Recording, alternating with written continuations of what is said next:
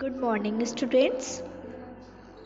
बच्चों, today we are going to start chapter number 22 of conversation. Okay? तो देखिए chapter 22 का नेम क्या है? सॉब्रिकेट्स. क्या नेम है? सॉब्रिकेट्स.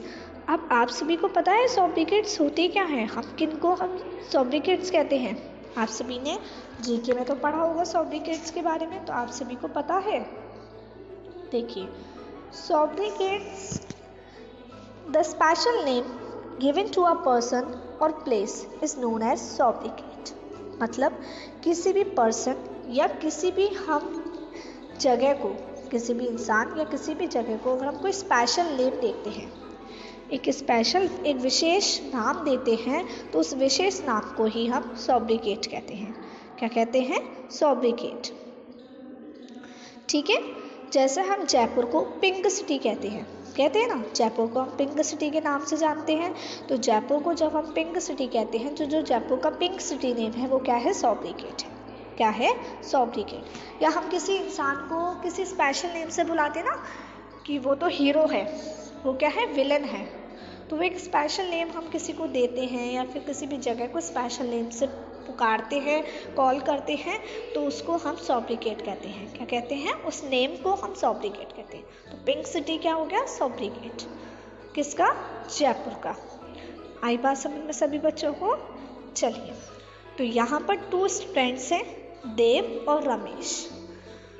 देव और रमेश. तो आप भी अपने घर पर अगर आप 2 सिस्टर्स हैं या 2 ब्रदर सिस्टर हैं, तो आप भी 2 लोग आपस में मिलकर ये कॉन्वर्सेशन कर सकते हैं. किसके बारे में? सॉब्रिकेट्स के बारे में. देखिए, स्टार्ट करते हैं. तो देव बोलता है या फिर वो क्वेश्चन पूछता है किससे? रमेश से. Can you name the country known as the land of rising sun? Can you name the country known as the land of the rising sun? क्या तुम उस कंट्री का नाम बता सकते हो जिसे हम क्या कहते हैं? The land of rising sun. मतलब उगते सूरज के देश का नाम बता सकते हो क्या तुम? उसने बोला, रमेश ने, yes, Japan is the land of the rising sun. जो जापान है वो उगते हुए सूरज का देश है. मतलब जापान को हम उगते सूरज का देश के नाम से जानते हैं.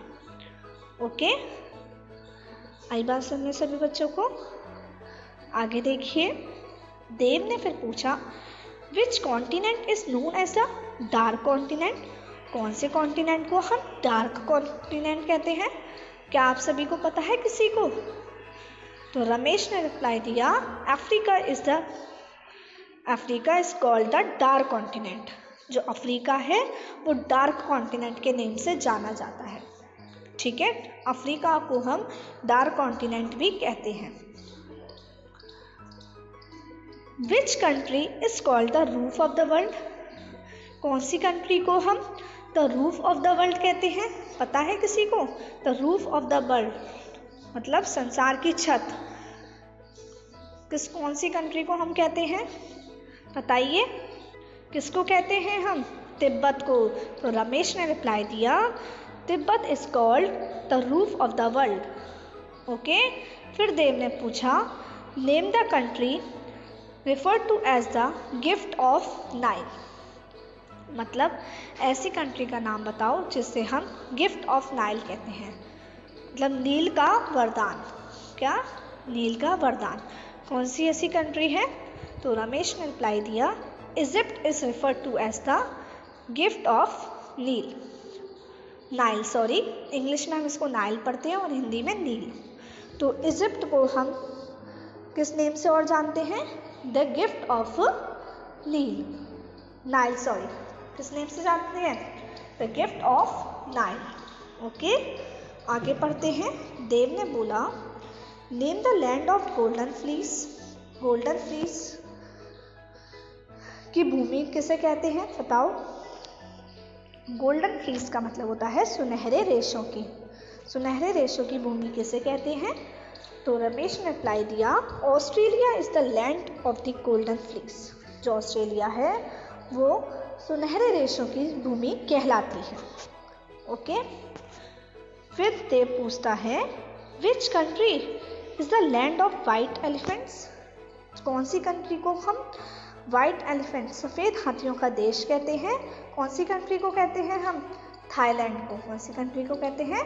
थाईलैंड को। जो थाईलैंड है उसे हम लैंड ऑफ वाइट एलिफेंट्स भी कहते हैं। ठीक है, सफ़ेद हाथियों का देश कौन सी कंट्री है वो? Thailand. Okay, now let's move forward. देखिए आगे क्या लिखा है। देव ने बोला विच is the land of lilies?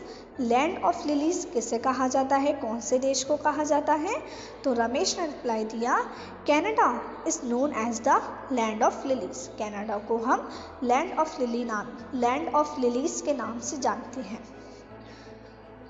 Dev which is the land of windmills? Windmills की भूमि कौन सी है? तो बताइए कौन सी हम जगह को या फिर कौन से देश को हम लैंड ऑफ विंडमिल्स कहते हैं? विंडमिल्स वो होती हैं जो आपने देखा है जगह जगह पर हवा के लिए वो लगी होती हैं, पवन चक्की इस तरीके की होती है। देखिए इस तरीके की होती है ना, ऐसे चक्की सी घूमती है, पूरा चक्की सी घूमती है, तो उसको हम पवन चक्की कहते हैं। लैंड ऑफ विंडमिल्स इंग्लिश में हम कहते हैं विंडमिल्स। तो रमेश ने क्या रिप्लाई दिया? Netherland is known as the land of windmills. Hindi में इसको नीदरलैंड पढ़ते हैं और इंग्लिश में नेदरलैंड। ठीक है, तो हम लैंड ऑफ विंडमिल्स कौन से कंट्री को कहते हैं? Netherland means Netherlands. ओके, अगला बताइए। देखिए which river is known as China sorrow? कौन सी नदी को हम चाइना सॉरो कहते हैं? चीन का शोक। सॉरो मीन्स होता है दुख, शोक। तो बताइए कौन सा है? वांग हो रिवर। कौन सी रिवर को कहते हैं हम? देखिए वांग हो रिवर को हम चाइना सॉरो कहते हैं। अगला, which city is usually called the city of 7 hills? कौन सी कंट्री को हम अक्सर द सिटी ऑफ 7 हिल्स के नाम से जानते हैं? The city of 7 hills. पढ़ते हैं आगे। कौन सी सिटी है? Rome. Rome is called the city of 7 hills. 7 hills की जो शहर है वो कौन से किसको कहा जाता है? रोम को। ROME रोम को। ठीक है। देव which Indian city is also called the pink city? हमारी ऐसी कौन सी इंडियन सिटी है, भारत का ऐसा कौन सा शहर है जैसे हम पिंक सिटी के नाम से जानते हैं? ये बात तो सभी को पता होगी, पता है ना? जयपुर। कौन सी सिटी है? जयपुर। जयपुर को हम पिंक सिटी के नाम से भी जानते हैं, गुलाबी शहर के नाम से भी हम जानते हैं। फिर देव पूछता है name the land of Thunderbolt. Land of Thunderbolt किसे कहा जाता है? थंडरबोल्ट की भूमि का नाम बताइए। कौन सी जगह को थंडरबोल्ट की भूमि कहते हैं? भूटान को। किसको कहते हैं? भूटान को। Okay, Bhutan is called the land of Thunderbolt. Simply मतलब यहाँ पे देव क्वेश्चन पूछ रहा है और जो रमेश है वो उन क्वेश्चंस का रिप्लाई कर रहा है। ठीक है। Which is the empire city? Empire city कौन सी है? New York. New York is known as the empire city. Okay, New York को हम एम्पायर सिटी कहते हैं। Which is the land of 1000 lakes? किसको हम हजारों झीलों की भूमि कहते हैं? Land of 1000 lakes. किसको कहते हैं? फिनलैंड को। किसको कहते हैं? फिनलैंड को। फिनलैंड को हम लैंड ऑफ 1000 लेक्स कहते हैं, मतलब उसके नेम से हम उसको जानते हैं। आई बात समझ सभी बच्चों को? तो इसमें हमने बहुत सारी ऐसी जगह देखी जिनको हम और नेम से भी जानते हैं, जैसे land of windmills, land of 7 hills, land of 1000 lakes, pink city. तो ये आपको इस चैप्टर को समझना है, पढ़ना है। ठीक है। और इस तरीके से ही आप 2 अगर सिस्टर्स हैं या फिर ब्रदर सिस्टर हैं तो एक देव बन जाए और एक रमेश, और आप फिर एक दूसरे से क्वेश्चंस पुटअप कीजिए, फिर रिप्लाई कीजिए। ओके, तो आपको आज इस चैप्टर को अच्छे से समझना है बच्चों। अब हम नेक्स्ट क्लास में मिलेंगे। Bye bye.